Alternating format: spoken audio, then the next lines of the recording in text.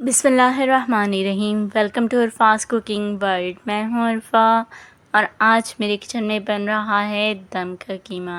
عید الاضحیٰ آنے والی ہے اور اس پر بہت سارے کاموں کے ساتھ ساتھ آپ کو کھانا بھی پکانا ہوتا ہے، تو آپ کو یقیناً ایسی جھٹ پٹ ریسیپیز کی ضرورت ہے جو مزیدار بھی ہو اور جلدی سے بن بھی جائے۔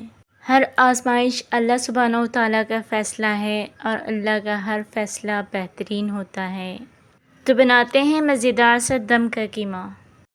½ kg میں نے بیف کا قیمہ لیا ہے، آپ مٹن کا بھی لے سکتے ہیں، اور اس کو باریک کروا لیا تھا، یعنی 2 بار مشین سے نکلوا لیا تھا۔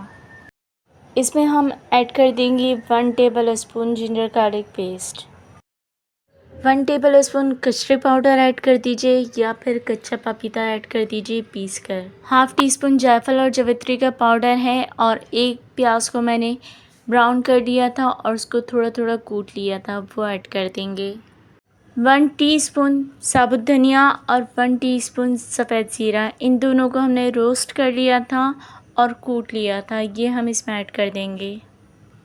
اس کے بعد 3 سے 4 ہری مرچوں کا پیسٹ ایڈ کریں گے، اور ڈیسیکیٹڈ کوکونٹ کو میں نے روسٹ کر لیا تھا، وہ ہم ایڈ کر دیں گے، یہ بھی 1 ٹی اسپون ہی لیا تھا میں نے۔ بھنے ہوئے چنے کا میں نے پاؤڈر بنا لیا تھا، وہ ایڈ کریں گے 2 ٹیبل اسپون۔ 1 ٹی اسپون نمک ایڈ کریں گے، 1 ٹی اسپون پسی ہوئی لال مرچ کا پاؤڈر ایڈ کریں گے، اور 1 ٹی اسپون ہی کٹی ہوئی لال مرچ ایڈ کریں گے۔ 2 ٹیبل اسپون آئل ایڈ کریں گے، اسی آئل میں نے پیاز کو فرائی کیا تھا، اور وہی اس کے پارٹیکلز بھی ہیں اس میں، کوئی بات نہیں، آپ ایسے ہی ڈال دیجئے۔ 2½ سرونگ اسپون اس میں دہی ایڈ کروں گی، یا 1 پیالی آپ ایڈ کر سکتے ہیں دہی، اور ان ساری چیزوں کو ہم اچھی طرح سے مکس کر لیں گے، چاہیں تو آپ ہاتھ سے بھی مکس کر سکتے ہیں۔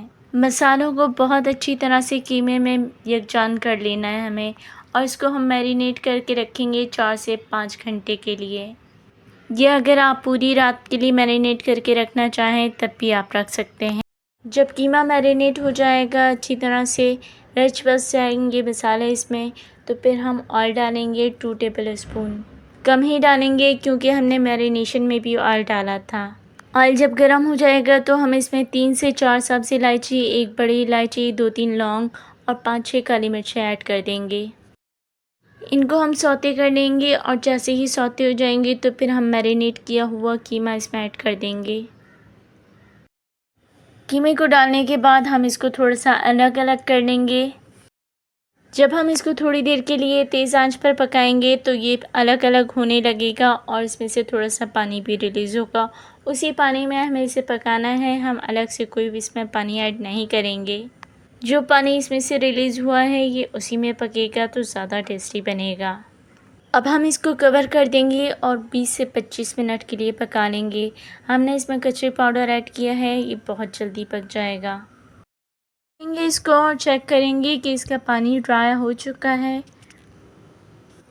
پانی اس کا بہت اچھی طرح سے ڈرائی ہو گیا ہے۔ اب ہم اس کو مکس کر لیں گے، اور ہمارا قیمہ بھی تیار ہے بالکل۔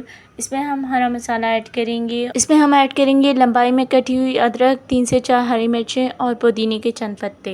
اگر آپ کو اسموک کا فلیور پسند ہے تو آپ اس وقت اس کو اسموک دے سکتے ہیں۔ یہ ساری چیزیں ہم اس میں ڈال دیں گے اور مکس کر لیں گے۔ مکس کرنے کے بعد ہم اس کو ڈش آؤٹ کر دیں گے، اور یہ تو پکانے کے بعد ہی آپ کو پتہ چلے گا کہ یہ کتنا ٹیسٹی ہے۔ ضرور بنائیے گا۔ آپ کا لائک، سبسکرائب اور ویڈیو شیئر کرنا ہمارے لیے حوصلہ افزائی کا کام کرتا ہے، اور ہمیں مزید محنت کر کے اچھے ویڈیوز بنانے کا جذبہ پیدا ہوتا ہے۔